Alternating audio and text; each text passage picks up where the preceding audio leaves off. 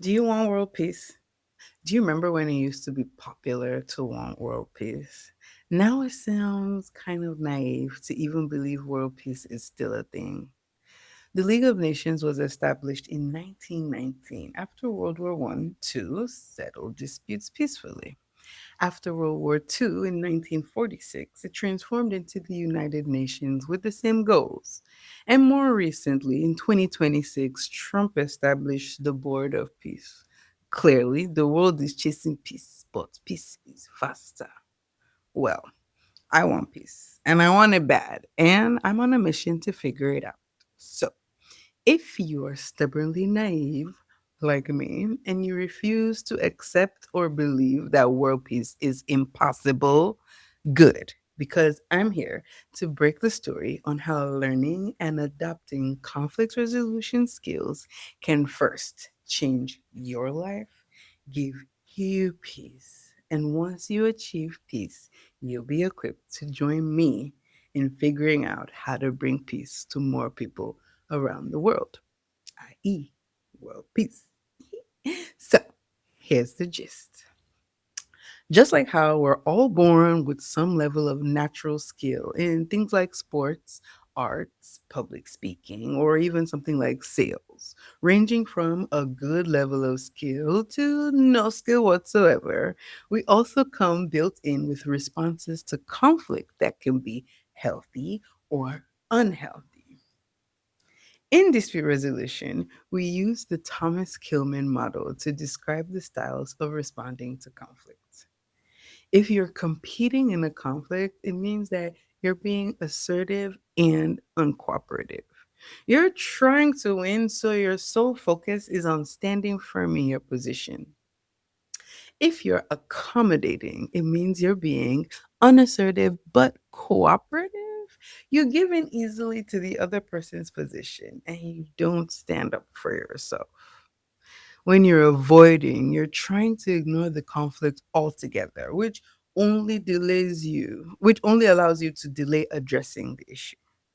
If you're collaborating, you're both assertive and cooperative.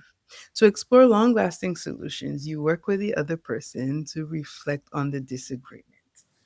Ta da! This is me trying to connect with you wherever you are to solve this problem of conflict.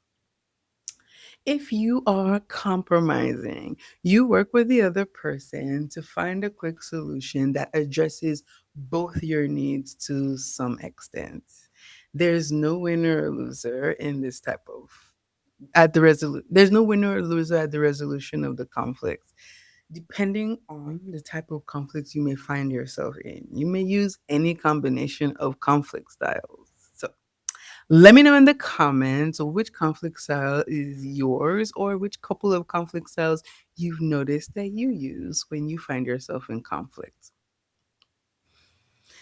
I strongly believe that because dispute resolution skills are not being put in the hands of the people enough, we are a society drowning in unhealthy ways of managing conflict. Think of how many public speaking courses you see all over the place, but know how to manage conflict course. When you operate with unhealthy ways of managing conflicts, you're unable to recognize what matters to the people you disagree with or you differ from. You may become angry, hurtful, or explosive. You may use tactics like shaming, isolating, or even withdrawing love. Unhealthy responses to conflict festers into tension and an inability to reach a compromise. Active listening, emotional regulation, starting with yourself. Empathy, assertiveness, and curiosity for a better understanding are the skills required to develop healthy ways of managing conflict. When you have adopted those healthy ways of responding to conflict, you have the ability to empathize with diverse viewpoints in calm and respectful ways. You have the capacity to forgive and forget, seek compromise, and avoid punishing. As a journalist thinking like a mediator, I see conflict as a story to investigate. As I ask the right questions to get to the root of the problem, I'm also reframing the story according to the identity, needs, and interests of each party involved. Imagine if more people thought like mediators, approaching conflicts as a teaching moment, a conversation for deeper understanding, rather than an excuse to start shouting anyhow. My theory is if we did this IRL on a daily basis, we would find ourselves in less conflicts, ease our stress, and live more peaceful lives. And that is why I'm trying to get these very, very, very, very, very valuable skills in the hands of the people that build movements. Peace literally lies in your hands. But it requires our collective and active participation for this to work. For this to work, we have to be willing to stop seeing people we come into conflict with as our adversaries or enemies to conquer and dominate, but instead global neighbors. You don't have to like everyone or agree with viewpoints that make no sense to you. But like a journalist, you do have to accept that just like your story is valid, all stories are valid. All identities, all interests, all needs are just as important as you feel yours are. Make their identity as important as your own. Give room for their identity to exist alongside yours. This process is not new. It's called integrative dynamics, and it was developed through research by the founder of the Harvard International Negotiation Program and covered in his book, Negotiating the Non Negotiable. He defines conflict resolution as the process of creating harmony from discord.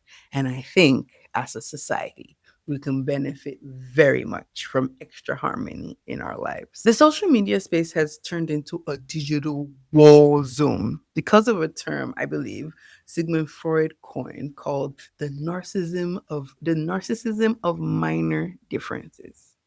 As the internet has brought us closer together and exposed our diversity, we compare ourselves to others more and more and feel more threatened by those minor differences. I truly believe solving world peace needs more foot soldiers and not yet another peace organization with billionaires and busy people. If you've ever wondered what little way you can contribute to peace, I hope you consider this way.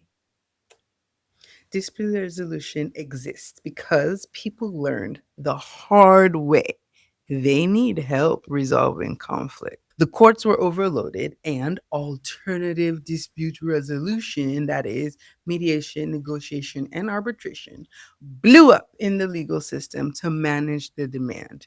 And they are enjoying the benefits of it. So, why should everyone in society not enjoy the benefits? Why shouldn't you be able to scroll through your timeline in peace? I don't think any conflict is too small to apply these skills to. And that's why I'm breaking the story on this entire field of transforming conflict. Did I sound preachy? Good. I hope I'm preaching to somebody. Preaching about peace.